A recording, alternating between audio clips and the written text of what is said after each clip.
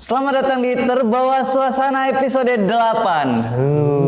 Takut. Takut banget gila ya. Ya gila. Kita ada episode 8 aja ini. Keren. Udah jauh ya. Udah jauh. Berarti udah ada sekitar 7 hantu yang udah kita ceritain di podcast ini. Enggak dong. Satunya hantunya hantu kehidupan nyata sih. Itu mimpi buruk. Gimana teman-teman, apa kabarnya? Kalau misalnya semuanya punya cerita yang menarik, silahkan kirim di komentar atau di email kita. Hari ini kita bakal cerita yang lagi hype. lagi hype. Masa sih lagi hype? Benar. Tapi sebelum kita mulai cerita ya, aku mau nanya nih Nap. Kalau seandainya malam-malam kau pulang sendirian naik motor, terus ada lihat nenek-nenek, apa yang akan kau lakukan? Nenek-nenek yang kebingungan gitu.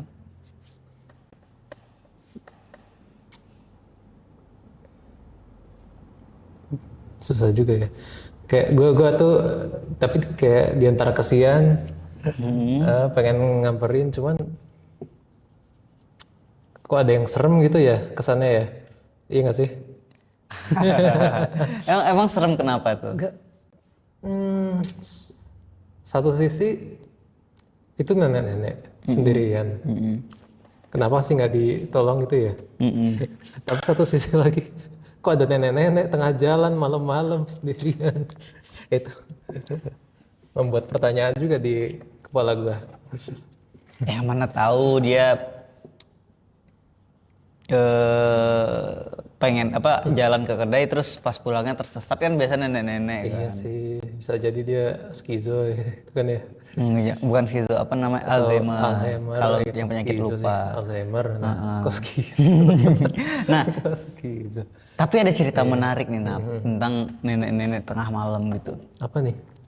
Jadi Gila, storyteller profesional. musik sedih. Musik sedih. Kok sedih? Musik serem. Musik serem, Ting. Teng neng neng neng. Itu KRL. Sorry. Itu KRL. Nah, ini kita mulai musik sedihnya ya. Serem. Oh ya, musik seremnya. Jadi Nap, di tahun 2012 ada kisah viral tentang nenek gayung. Nenek jagung. Nenek gayung. Nenek gayung. Tahu gayung kan ya? Tahu. Nah, nenek gayung ini dia ceritanya suka mencari korban. Nenek korban. Ya, ini ada beberapa versi cerita sih sebenarnya. Nah, cuman yang akan aku ceritain kali ini tuh salah satu versinya. Ceritanya gini, ini sebenarnya udah pernah diangkat jadi film ya. Pada suatu malam, ada seorang laki-laki yang naik motor di tengah malam, namanya Duta. Nah, si Duta ini ngelihat ada, tapi ini bukan nenek-nenek, ada cewek cantik. Wah. Terus minta dianterin. Nah, cewek cantik ini ketika ditanya, mau kemana Neng? Itu Bang di belakang, rumahnya di belakang-belakang gitu kan. Terus si Duta ini akhirnya hari pertama, hari kedua, karena si Duta ini baru putus cinta, dia nggak langsung mengopeni. Waktu saya mau opening, nggak langsung terbuka gitu. Nggak langsung terbuka. Nah, dia nganter lah, tapi dia nggak ada apa-apa, dia langsung pulang lagi. Terus besoknya dia lihat lagi, mulailah dari situ kenalan, namanya siapa gitu kan. Dan itu berlangsung hampir seminggu. Nah, di hari ketujuh si Duta ini udah mulai dekat, udah mulai suka kan, diajaklah ke sebuah gubuk sama si cewek itu. Dan dia bilang, Bang mandiin saya. Waduh. Ya kan cewek cantik ya, dia ada laki-laki minta mandiin, Bang mandiin saya gitu ya kan, minta mandiin ke si Duta ini. Terus ya namanya laki-laki lah, cewek cantik minta mandiin. Tapi ngapain juga sih? Kenapa juga dia minta mandiin? Iya itulah kan. Nah, Iya. pas mau mandiin, kawan-kawannya datang untuk ngasih tahu kalau itu tuh sebenarnya bukan manusia. Pas dia tahu itu bukan manusia, yang awalnya dia kekeh kalau itu cewek cantik, pas dia lihat itu berubah jadi nenek-nenek. Dan itu adalah nenek gayung. Jadi nenek gayung ini awal kisahnya dia itu adalah pemandi jenazah. Oh, makanya bawa gayung dia ya. Iya, pemandi jenazah di satu kampung dan dia satu-satunya pemandi jenazah. Duh, emang gak ada lagi yang bisa apa? Nah itu juga yang bisa gitu ya? Aneh kan di kampung itu. Nah ketika dia meninggal, dia punya suami. Suami itu dikenal sebagai kakek cangkul. Karena dia satu-satunya tukang gali kubur di kampung itu. Nah, jadi mereka berdua tuh kayak satu-satunya yang ngurusin mayat gitu ya? Iya, karena mungkin yang lainnya udah ya zaman modern lah gitu kan. Anak muda. Ketika si kakek ini mau mandiin, si kakek itu kena serangan jantung. Sehingga nenek ini nggak ada yang mandiin. Kuburnya untungnya udah digali sama kakek. Jadi dia dikubur tapi belum dimandiin. Sedangkan si kakek ini katanya dia nggak sempat dikuburkan karena nggak ada kuburan yang tergali. Jadi nenek gayung nih yang dia kerjanya mandiin mayat, waktu dia meninggal nggak ada yang mandiin dia. Ironisnya begitu. Ironisnya gitu. Dan kakek cangkul ini yang seumur hidupnya dia galiin kubur orang lain, pas dia mati nggak ada kuburan yang digali untuk dia. Ironisnya begitu. Jadi ada cerita versi lain nggak Nap, tentang nenek gayung ini? Sebenarnya ada cerita versi lain. Kalau tadi kan nenek sama kakeknya tuh mereka kayak gentayangannya tuh karena ini kan, karena mereka nggak dapat perlakuan ini kan, kayak apa sih namanya? Karena nenek gayungnya tadi nggak ada yang mandiin, kalau kakek cangkulnya nggak ada yang gali kubur. Ada versi lain nih, tapi kalau di sini nenek gayungnya tuh dia adalah pengguna ilmu hitam. Oh, tapi dia berarti nggak ada sangkut paut sama kakek cangkul? Nggak ada sangkut pautnya sama kakek cangkul. Ah.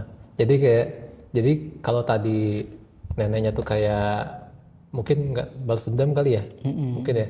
Kalau yang ini dia pengguna ilmu hitam yang nyari korban untuk ditumbalin.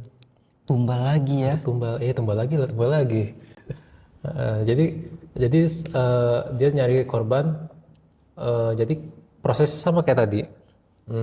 Dia ketemu korbannya, terus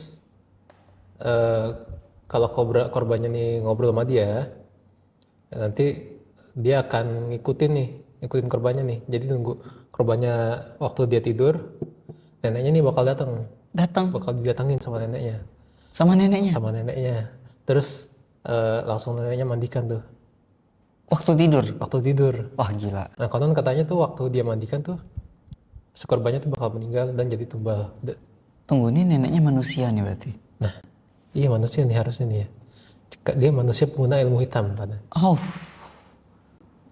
Nyari tumbal dengan cara dimandiin. Kalau di sini neneknya nih yang jahat.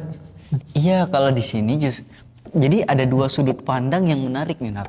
Gimana? Kalau menurutku gini, di sudut pandang pertama kita ngeliat bahwa trennya itu terjadi karena adanya ketidakadilan terhadap orang yang selama ini udah berjasa, udah ngelakuin banyak hal, tapi ketika kesulitan itu terjadi sama dia, justru nggak ada orang yang nolong ngelirik itu, dan itu kasihan banget. Dan kayaknya itu di sosial masyarakat kita, realita kayak gitu tuh banyak terjadi. Iya, apalagi soal tadi pemandian mayat sama gali kubur ya. Kayak terutama pemandian ini ya, kan banyak tuh anak-anak muda yang emang belum dididik ya untuk proses ini. Makanya kita tuh sebenarnya harus kita biasain ya, kita ajarkan anak-anak muda agar gak kayak gini jadinya kan. Mungkin gini ya menurutku, karena kayak memandikan jenazah atau menguburkan itu tuh mungkin beberapa orang, ini aku nggak bilang semuanya, tapi ada beberapa orang yang menganggap ini tuh hanyalah sebagai ritual untuk mengantar kepergian. Padahal itu tuh nggak hanya sekedar ritual, itu tuh juga syariat kalau dalam agama kan. Yang harus dilakukan supaya si jasad, si arwah itu bisa dapat perlakuan yang terbaik gitu. Mandinya harus disegerakan, kuburnya harus disegerakan gitu kan.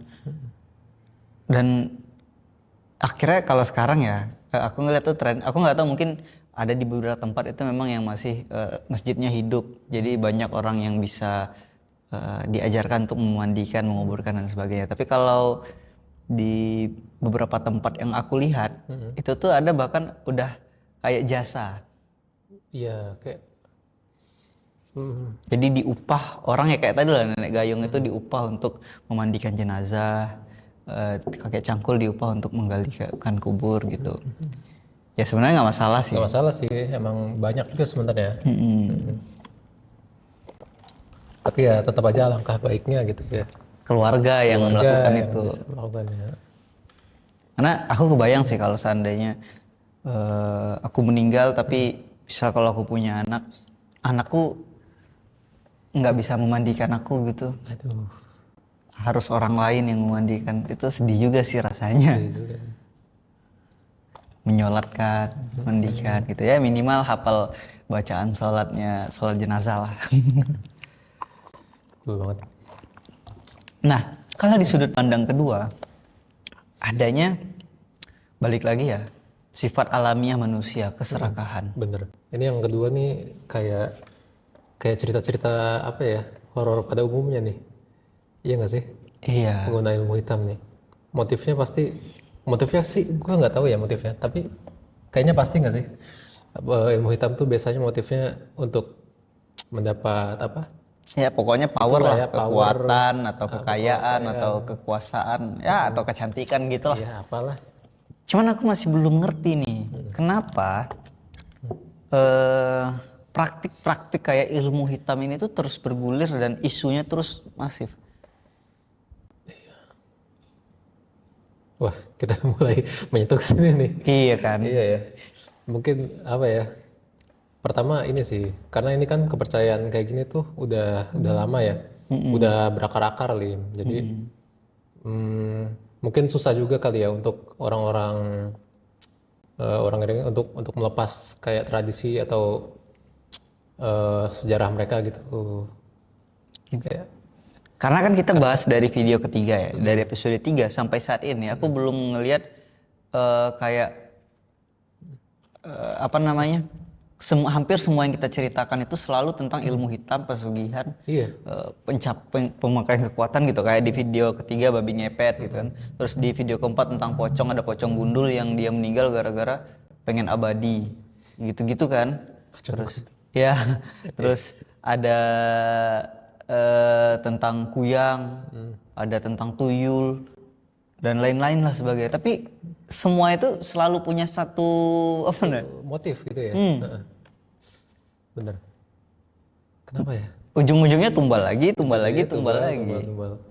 Makanya orang bisa sampai kepercayaannya tuh sampai ini kan, sampai mereka tuh berani gitu loh, berani melakukan penumbalan gitu. Bahkan bentuknya adalah penghilangan nyawa ya. Penghilangan nyawa, berarti kan kayak kepercayaannya tuh udah melekat banget gitu loh.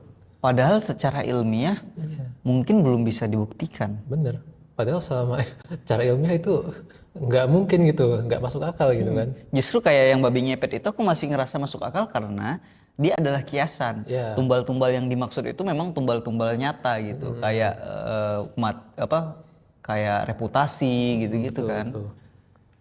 Tapi kalau yang kayak ilmu hitam gini kan, yang bukan dalam kiasan ya, dalam hal bener-bener ilmu hitamnya gini kan, praktiknya nih masih ada aja gitu loh yang apa ya, yang percaya gitu kepada kayak dukun-dukun gitu ya. Masih ada kan. Ini praktisi-praktisi ilmu hitam yang nonton, tolong komen. Ya maksudnya kasih kita alasan atau kasih kita gambaran bahwa kenapa praktik-praktik ilmu hitam itu sampai sekarang masih laku, masih laris, dan apa sih sebenarnya urgensinya gitu. Selain tadi ya mendapatkan kekuatan, power dan sebagainya. Ya balik lagi itu kan sifat alamiah keserakahan ya, 7 dosa besar salah satunya kan. Kalau kita bahas budaya mana tuh? 7 dosa besar.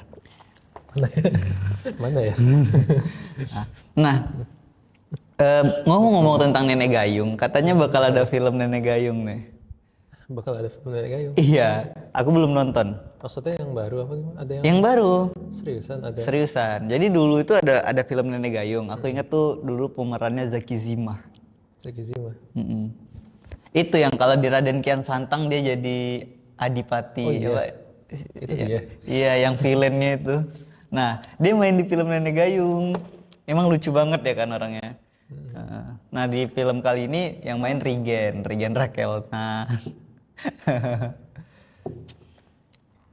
Ini film Nenek Gayung. Nenek Gayung. Nonton nggak ya kita kira-kira? Kayaknya nonton deh ya. Gimana ya? Penasaran juga. Penasaran nggak? Apakah formatnya masih sama kayak yang dulu, tapi aku rasa udah beda ya. Karena kalau formatnya sama kayak yang dulu mungkin sekarang udah nggak laku.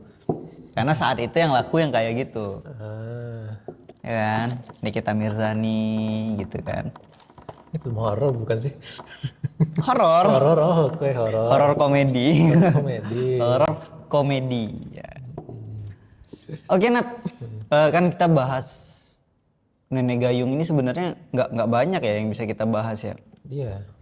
Karena pada dasarnya tuh pesan moralnya adalah sebisa mungkin kita membalas jasa orang lain. Betul. Sekecil apapun itu, kayak memandikan jenazah itu besar loh menurutku. Karena nggak semua orang ngelakuin itu kan. Dan itu wah keren banget. Dan apa ya?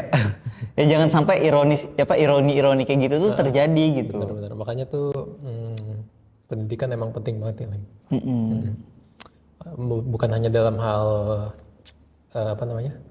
agama kayak memandikan jenazah gitu ya. Dalam hal kepercayaan ilmu hitam itu kan juga timbul karena mungkin minimnya pendidikan gitu Lim. Menurut gua ya. Oh, iya benar. Karena akan ada sangkut pautnya kan. Iya. Cara-cara instan gitu. Padahal kita yang punya common sense aja kita paham itu kan nggak mungkin, mustahil gitu, nggak masuk akal gitu kan. Apalagi sampai korbannya nyawa orang gitu kan. Itu kan pola pikirnya udah kacau banget kalau gitu. Dan ini kan bukan terjadi sekali dua kali ya Nap ya. Dulu tuh ada kalau di Binjai itu namanya dukun AS. Iya kalau Amerika Serikat. Enggak, ada kalau baca di berita mungkin nanti bisa ini ada screenshotnya. Itu dukun AS itu bahkan sampai ya tadi menghilangkan nyawa kan. Terus korbannya itu ya begitulah. Artinya yang kayak gini-gini tuh walaupun mungkin secara rasional tuh kayak aduh ngapain sih mereka gini, tapi pelakunya banyak, ada gitu. Ya tadi bentuk-bentuknya kan.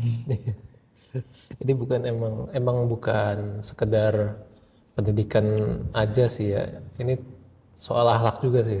Bener. Common sense. Mana ada orang kayak yang berpikir itu hal benar kan, nggak lucu banget itu.